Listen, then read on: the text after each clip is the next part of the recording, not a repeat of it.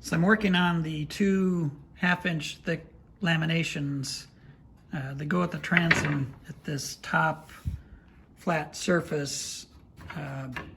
And some people, when they build the transom frame, they actually build these at the same time and put these in, but I didn't know how I was going to do that, because remember, this is the planking on the outside, and this is not there when you build the transom. So for these, what you have to do is bend them, they'll get flexed in place, and I figured a good way to do that when I was building the transom frame.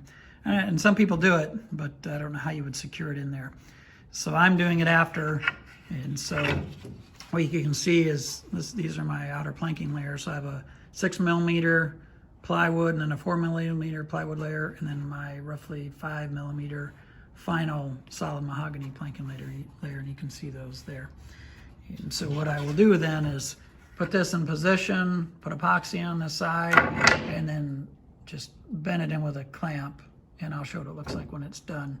And I'll do this first lamination, and then I've got a second one here ready to go, and that'll be done after this one cures. So here's that first piece clamped in. So just take several clamps there, and I don't know how people put these pieces in when they're building the transom frame, because you just don't have that backstop of the planking there to clamp it up against. So that's what it looks like so far. So here's how those 2 1/2-inch laminations turned out. This part of the transom, obviously I haven't encapsulated them yet, but you can see how it turned out.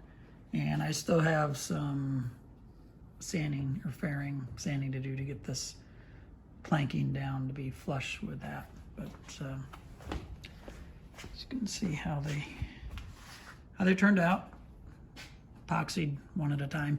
And one thing that I did do on this middle piece, I don't know, maybe it's called the strong back here, I'm not sure, but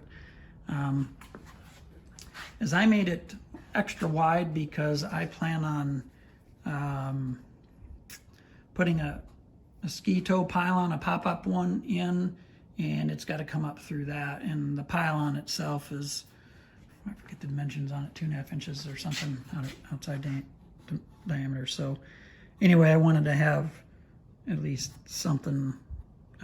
I wanted this to be wider than that. So that is wider than what the plans called for. That's how that turned out. And then these pieces will come up. I will have